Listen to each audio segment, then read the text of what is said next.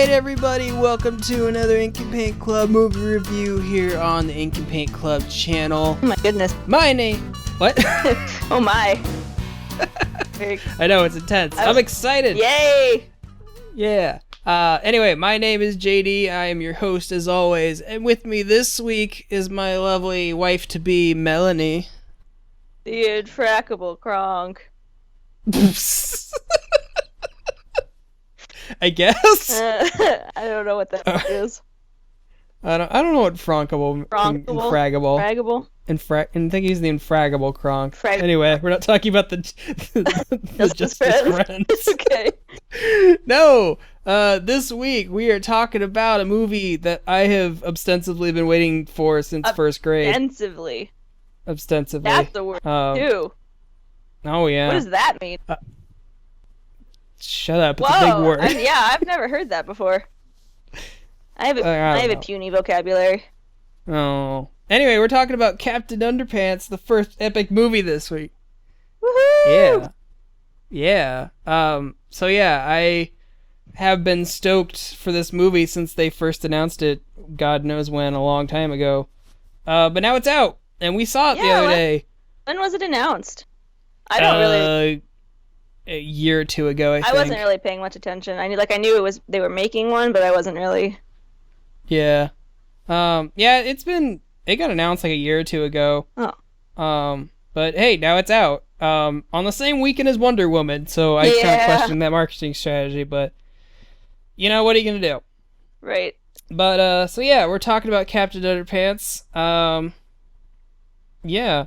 So I'll just get this story out of the way up front because I'm sure people have heard this story a million times. But the reason I was kind of excited that this movie was coming out is because, like, when I was in elementary school, reading Captain Underpants books is kind of what got me into wanting to, you know, draw and be an artist and stuff. And I really enjoy, like, all of Dave Pilkey's kind of weird humor and his kind of horrible drawings. And, I don't know, it, like, as a kid, it taught me that, like, hey, this guy who had, like, horrible ADD and had really bad in school, like, made a career out of making potty jokes. So maybe there's hope for me yet. Yes, maybe there is. Maybe there's hope for all of us. Right. So yeah, getting into this movie, it, you know, kind of follows the general gist of the books. It revolves around two, boys, George and Harold, who are pranksters and, you know, not the best students, but, you know, Not they just want to... yeah. Right. These are the kind of kids you would hate to have in your classroom, right? Oh my god, yeah. I would... Oh my god. And we'll go more on the educational topic later. Yeah. So they enjoy playing pranks and drawing comic books, because that's what you do. That's what I did in elementary school. For sure. But they run afoul of their principal, Mr. Krupp, who's... run afoul. I love your vocab today. I've got a pretty wide vocabulary most of the time. Who Mr. Krupp is very curmudgeonly and does not much care for the boys' antics, which honestly, being an adult now, I can kind of see for sure. why, but at least in their universe, he's kind of like a dick to, like, a very cartoonish degree. When it comes to, like, him as a character, he is kind of a douche. Yeah. Like, he's not but the best principal by far. Right. But everything in the, you know, everything kind of changes when Mr. Krupp is, well, I don't remember what the whole thing about it in the book was that caused them to do it. But basically in this movie, I think they're just being dicks. Like in the comics, they had it and they were just like, let's just use it. Yeah, I don't remember. It's been a while since I've read them. We'll get into the book differences later, because I noticed a bunch of stuff. But basically, they hypnotize Mr. Krupp into being their made-up superhero, Captain Underpants, because their rationale is like, hey, superheroes look like they're running around in their underpants. Let's just make a superhero who actually is wearing underpants. And then shenanigans ensue from there. Yeah, I never gave it much thought. I just was like, hey, here's two like 10-year-old kids being 10-year-old kids. Yeah, of course they would Yeah, make. I didn't give it much thought. I mean, that's what Dave Pilkey did. He made Captain Underpants up in elementary school. So Oh, I didn't know that. That's cute. yeah, he made it up when he was a little kid. So Aw. of course that's exactly what Yeah. it would be. So you being a person who like never really read the books or like knew much about this, like what did you think of the movie? I had read when I was in 4th grade. I read the first one. I remember my teacher was introduced it to us because like when you'd go and the teacher would read a story, he read us Captain Underpants, and she was like, "This is such a funny story. We're gonna read it." And she like loved all the humor, and that I liked it because they had you could do the flip animation thing, which really fun for me, but I always ripped it. And so I mean I knew the characters. I remember how like their big thing was that they swapped the the letters were always changed on the billboard outside the school, and that was always like a big joke. So like whenever you were reading it, you had to like make sure you looked out for all the little signs because they were always something different. So that cracked me up. And so I mean I was fairly familiar with the characters. But as far as like the story, I could not tell you. I do not remember like what the plots were. I remember the giant toilet. That's the second book. Yeah, but I don't really remember like what the first book was about. Like I remember, I don't know. Right. Anyway, so the movie was really cute. It's following that really ADD trend that kids movies seem to be following these days. Yeah. It that's is a bad thing. Oh no, I think at least for like this story, I think it lends itself well because I mean I was watching some other reviews over the weekend and a lot of people were saying like, yeah, this plays out like exactly like a kid would. Like you're entering how a kid's imagination works. Like it's rapid fire. It just goes in a million different directions. But like I think instead of being like annoying like a lot of like modern cartoons are now, I think it like works really well for it. Yeah, it was cute. It was fun. I had a fun time watching it. Some of the jokes I thought were pretty clever. I can't think of any right now off the top of my head, but I remember laughing a bunch at some of the jokes. I was nervous going into it because Kevin Hart is George, and now I like Kevin Hart. I think he's a funny dude. But he has a knack of taking over whatever he's doing, just because he's got such a big personality. And not that that's a bad thing. Like as a comedian, the dude cracks me the fuck up. But I know when we watched Secret Life of Pets, he was just all over the place with that. Oh yeah, he ran over all the other actors in that movie. It drove me insane. I was just like, oh my god, shut up! Like it was just nonstop. And so I was nervous about that, but he actually seemed to be really, scripted this time. So that was cool. And then the other guy, what's his name? Harold's voice actor? Yeah. His name is Thomas Middleditch. I think he's on Silicon Valley. I'm not entirely sure about, like, what all he's done. Like, I recognized his face from something. Yeah. Anyway, I liked him, too. I thought he did a good job. He was really cute. I was at first concerned, like, in the commercials. I was like, why do they have these two grown men voicing 10-year-olds? I was really bummed by that. But I think they did a good job. Right. I agree. I think the whole voice cast was really well done. I think they got the right people to voice the characters. Yeah. And like honestly, I agree with you. I thought Kevin Hart being like a little 10-year-old boy was gonna get on my nerves. Yeah. Or be distracting or something. But like, I think just the way they're written, because I guess the way that George and Harold are written, it's like they're not actually written as 10-year-olds. They're written as like really intelligent 10-year-olds.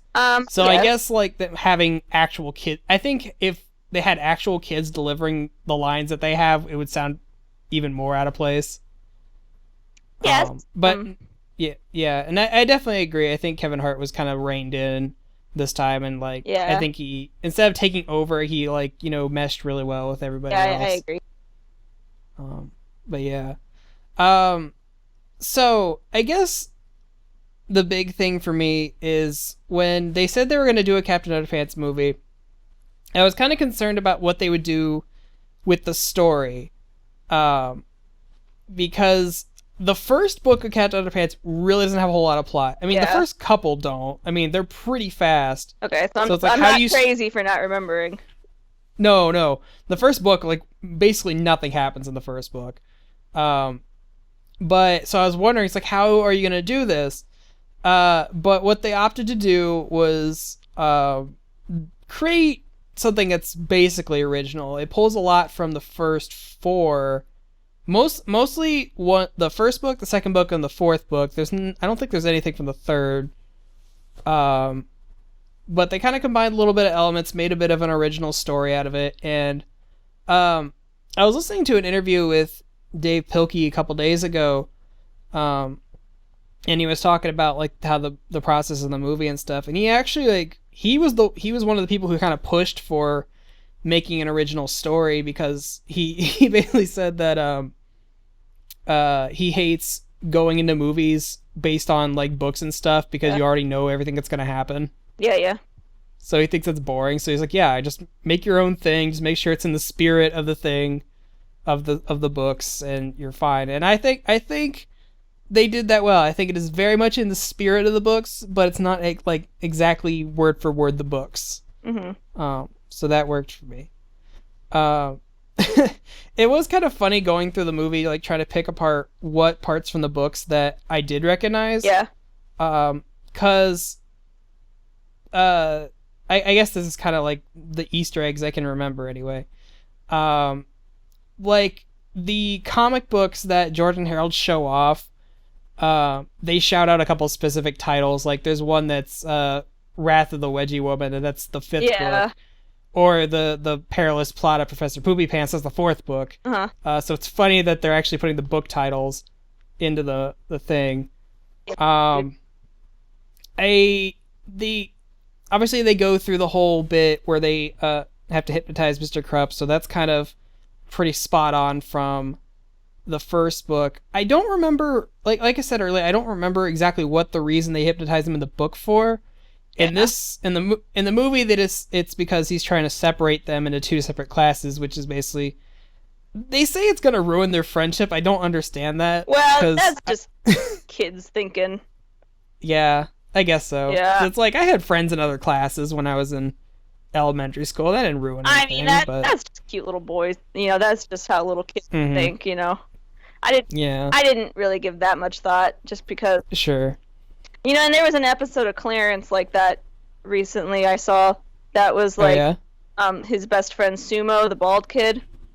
Oh yeah, I remember you watching that. Yeah, he got like transferred to like a school across the street or something, and Clarence was really upset about that, because he was like, "Oh, we're never gonna see each other again," and his friend was just like, "Chill, man. You know, it's not the end of the world." Like, yeah, I guess any kind of drastic change like that is kind of like the end of the world for a little kid. Yeah, I mean, yeah, but yeah. So some of the other stuff they kind of pulled. There's a bit right after Captain Underpants gets turned for the first time, and he's like running around the city, stopping crime. I put in big finger quotes. Oh, okay, yeah. But there's a bit where, I think it even shows in the trailer, where he just drops onto bank robbers and stuff. That was a bit from the first book. Oh, was it? Except in the book, he doesn't stop them physically. He runs up to a bunch of bank robbers, and they just can't stop laughing at how ridiculous he looks. Yeah. Until the police get there. That's funny. And then obviously you got the giant turbo toilet, which I was kind of disappointed. I liked what they did with it, but I was kind of disappointed that he wasn't a character this time around. Yeah, because I really remember that as a thing. Yeah, because they kind of took some liberties with how the toilet stuff from the second book was kind of handled, because instead of being because in the books the way the toilets come about is that Melvin, who I think Jordan Peele voiced him from Key and Peele, he made this photocopier that you just put a picture on it. It'll just make a live 3D object out of it. So they scanned their comic book of the talking toilets, and they just made a bunch of toilets. But in this version, they had Melvin creating like a super toilet. So Melvin wasn't like an original character from the movie. He was like an actor. No, he's definitely in the books. He's the bad guy of a few of the books, actually. I couldn't like remember. There is one original character, but I'll get to that in a minute. But yeah, in this version, Melvin creates some super toilet that like basically wipes your ass and plays music and stuff.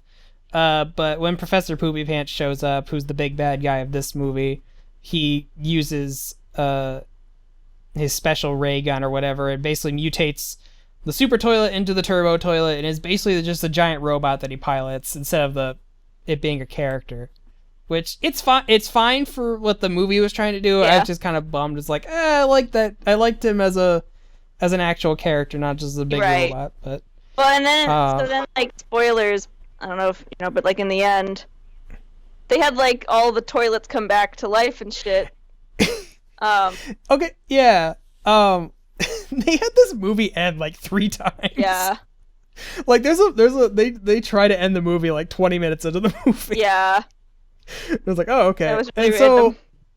And it was kind of weird because like there's the whole fight with Professor Poopy Pants at the end, but then he gets away, and I'm like, oh, okay. Well, I guess there's more to this movie, and then it ends. Yeah, they make it like set up for a sequel or something. Yeah, it like almost sets up for a sequel because like Professor Poopy Pants gets away, you don't see him for the rest of the movie, and then the turbo toilet, who was brought to life by radioactive leftovers from the cafeteria. Yeah, I was just like, which I'm pretty sure that's a reference to the third book, but I have to reread it again. But yeah, like all the radioactive stuff like spills out of the toilet onto a bunch of toilets that are right next to a restaurant for some reason.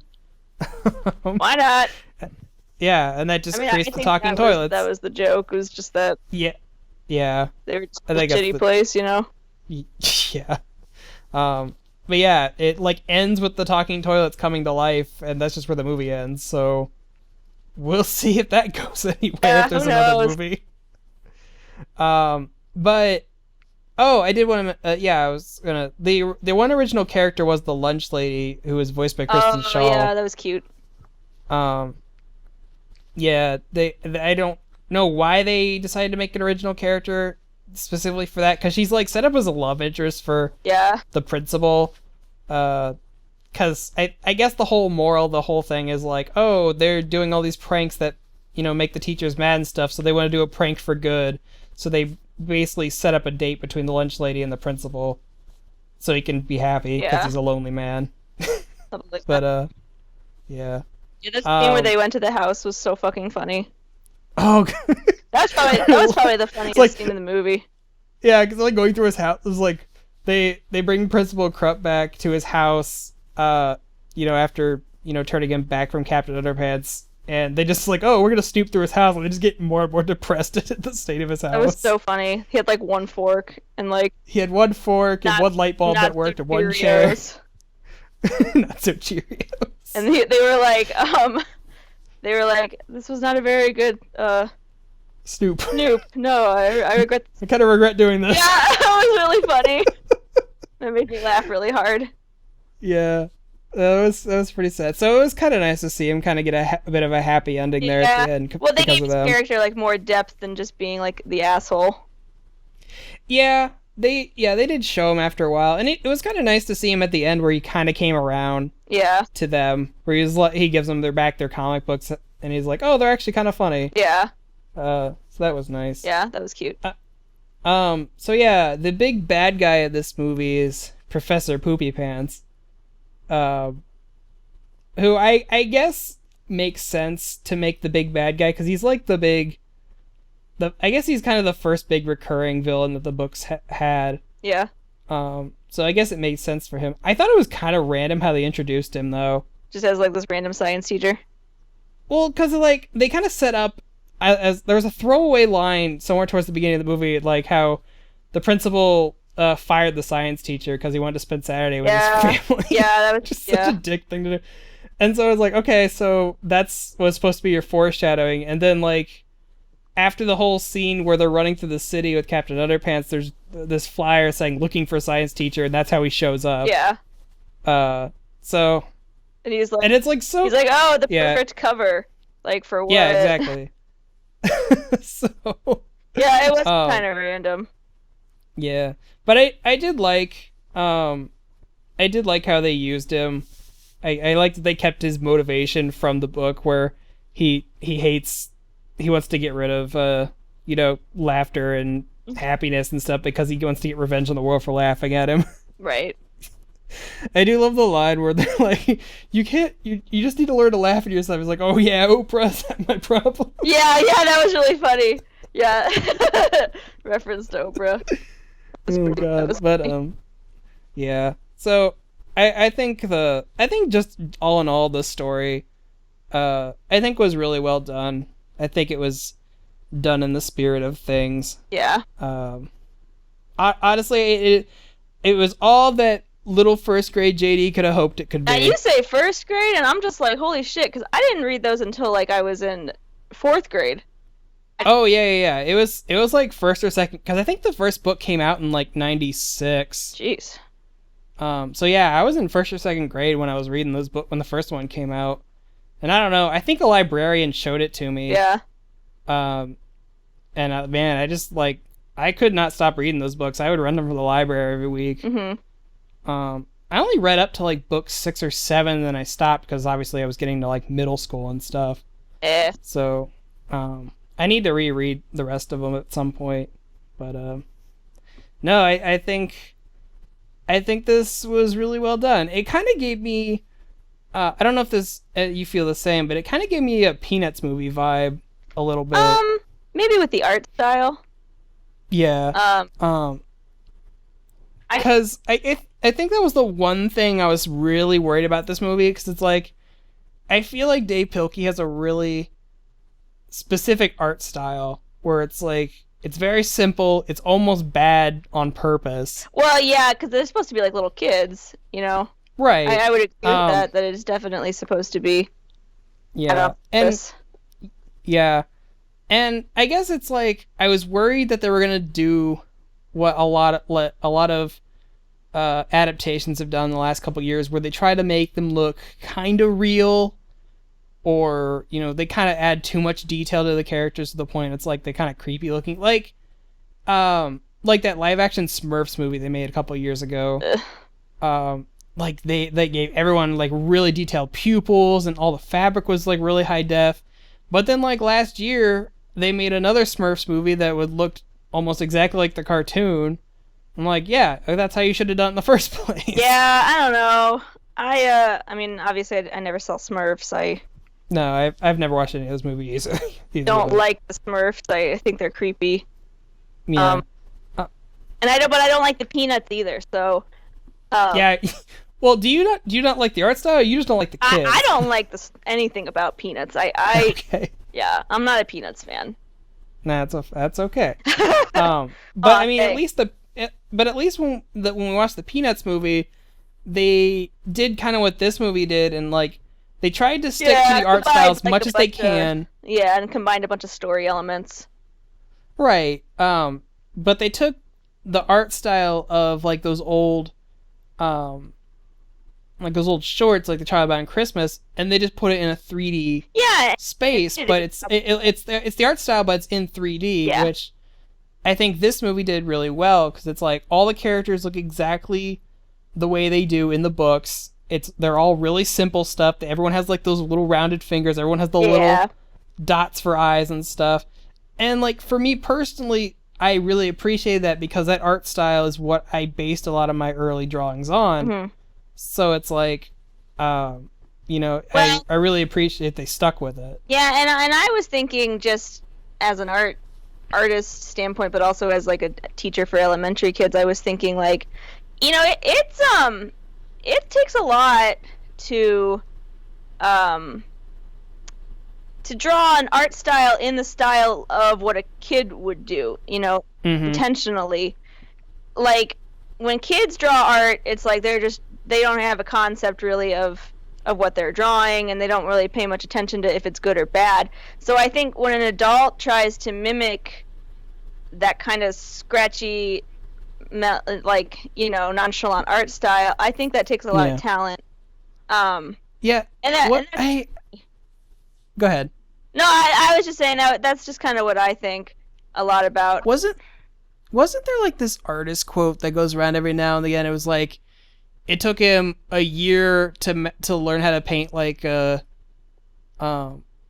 masters, but it took him a lifetime to learn how to draw like a child. Yeah. No, exactly. It's so true and that's such a famous quote because kids don't, like, when you're young, you don't care about how your art looks. You don't care if it's good or bad. You're not thinking about oh my gosh, you're just drawing because you like to draw. And I like he does that artist for the Captain Underpants books does such a good job, replicating a kid's art style. And I don't know if he does it on purpose or if that is just his style, or like if he does sit and think about, okay, how would a kid draw this? And that's fascinating to me. I don't know, it's hard to say, but yeah, there really is like something to be said about making your art style look like that of what a child would do with, because it's not as easy as people think. Oh no, definitely.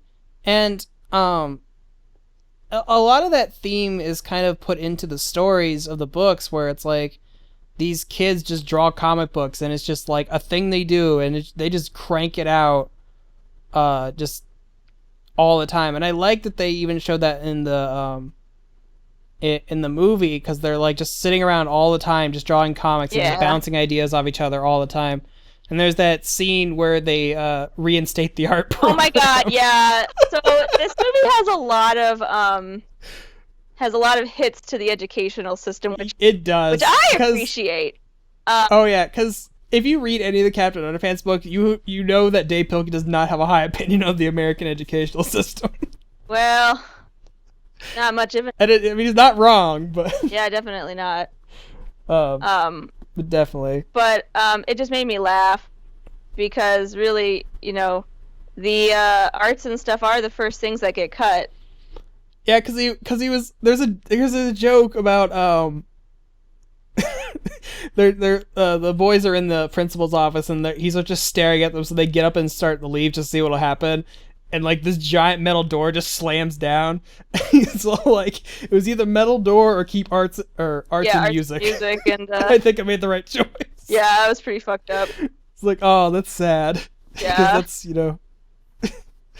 because the arts are underfunded. Yes. But no. What I was gonna say is, that scene where they do reopen the art program, they just like lay on the floor and are just drawing comics all day. And when it goes through like this montage of just kids like painting and stuff. Yeah. And then at the end of it, they're just sitting on the floor and there's just thousands of pieces of paper with drawings on it. It's like, damn, I wish I still had that kind of motivation. Dude, oh my god, me too. I'm telling you. I really did. Like in high school, I would. I don't these days. No, and I think it's what you were saying is that when you're younger, you're not so concerned about like making everything perfect or how your art looks. It's just the fact that you're doing it. Yeah. And I know for me personally, that's where I get hung up a lot, because there's a lot of times I'll be sketching in Photoshop or something, and I'll throw away like 5 or 6 different drawings just because I can't get something to look the way I want it, and then I'll just quit for the day. With nothing to show for it. And that sort of and that's a struggle I have as an art teacher, is that sort of experience for kids starts coming around 5th or 6th grade, where they start comparing themselves to their peers. Now it's not so much you're doing it just because you can do it. Now it's, oh well, so and so is better than me, and no, definitely. Yeah, and that's just that is something difficult, to for a teacher, I mean, Oh yeah. it could be that way for anything too. I mean, I don't know how like singing is and stuff. Like, could be for singing too. You know, you don't think much about singing, and then when you're older, you're like, oh, I can't sing. Yeah, definitely. Like, yeah, I think it's for a lot. There's a lot of stuff when Yeah. you get older. It's just like you kind of become a perfectionist for like what you love to do, and Yeah. it kind of weighs you down a little bit. Definitely. But I, yeah. So I think all in all, I personally really like this movie. I think it hit everything that it needed to do. It was really well animated, especially for being not like an in-house DreamWorks movie. Apparently, this was like passed out to a second or to like a different studio, but still DreamWorks. But I think it was really well animated. It was really fast-paced and cartoony, which I think it needed to be. Yeah. All the voice actors did a really good job.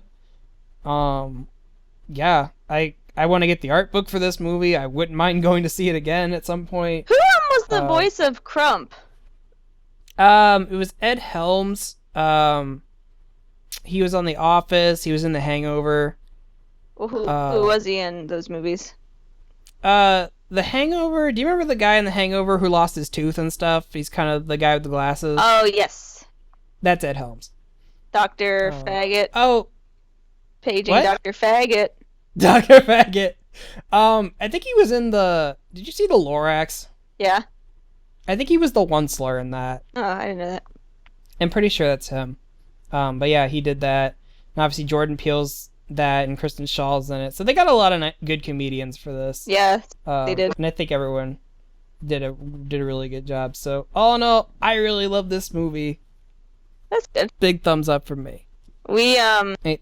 When did we see that? Did we saw it on Thursday night? Oh, yeah, we were the only ones in the theater. Oh, okay. So yeah, I want to just say this right now. If you haven't seen this movie because either if you were seeing Wonder Woman, which we ended up seeing both this weekend anyway. But yeah, when we went and saw this Thursday night, which technically is preview night, it's not the actual day it comes out. It was just me, Mel, and then like a minute before the movie came in, this dad and his young daughter came and sat down next to us, and they seemed like they were having a good time with it. But we were the only people in that theater, and it made me really kind of depressed. But when I said that on Facebook that night, or the night, sorry, when I said that on Facebook, someone chimed in the next day and said, "Oh, hey, I went and saw it with a full house, and everyone good. seemed to have a great time." It's like, okay, that's reassuring to know that there are people. Well, and we were saying there's it. not really a lot of kids movies out that are competing with it. Yeah. My only concern is I really hope, like, I implore everyone listening to this, please go see it this week. Because Cars is coming out soon. Yeah. I think there's another animated movie coming out towards the end of the month. I don't remember. But I have no idea what's... I mean, this movie apparently was made for like $30 some odd million, which is a lot less than, Yeah, so you say that. I don't have an understanding of budget. Yeah, a lot of animated movies these days are made for about $100 million ish. So why was this one so cheap? Because they handed it off to a cheaper studio to do it for them, rather than doing it in house. And to be honest, there are some spots where I kind of see it being kind of cheaper in the sense that there's not a lot of location in this thing. It's like you're either inside the school, you're outside the school, or you're in the city. That's pretty much the only 3 locations that are in the movie, which is fine. But that's I mean, they probably found ways to cut down. I mean, okay, we actually didn't talk about this, but with the whole, they change mediums every now and then in the movie. Yeah, it was cute. Like there's bits of it where it's 2D animated where they're showing off the comic books, which I thought was really funny. They even start the movie like that. There's a bit where it goes into sock puppets. Yeah, that was weird. For no real reason. Yeah, that was weird. But then there's the bit that you say you did as a kid, where they actually incorporate the Flipperama into the movie, that was which cute. I thought there was no way they could incorporate that into the movie, but they found a way. And they even made a joke about it. It's like, okay, so the following, it's kind of even the same way they from in the books where they're like, the following scene is deemed too violent. to It's show. too violent to show actually, so we had to do featuring- Brahma. Yeah, which was cute But- because really, when I think Captain Underpants, that's exactly where my mind goes is the Flipperama thing. Yeah. That's like exactly what I think.